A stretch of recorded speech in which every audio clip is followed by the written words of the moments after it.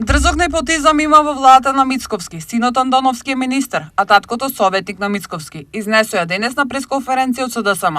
Последен е скандалозниот случај со Љупчо Андоновски, татко на министерот за дигитална трансформација во владата Стефан Андоновски. Таткото на министерот Стефан Андоновски Мицковски го назначил за нов советник во владата.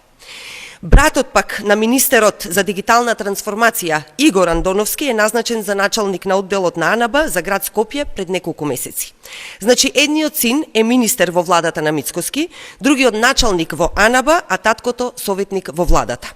Бараме Државната комисија за спречување корупција итно да отвори предмет и да постапи.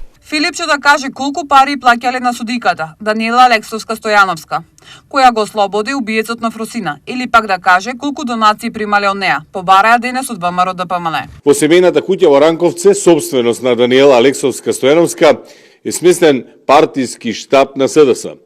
Венко Филипче мора да каже каков однос имала неговата партија со судиката која го ослободила убиецот на Фросина. Дали СДС и плаќал киријанистата и колку, и зошто ја одбрал токму нејзината куќа.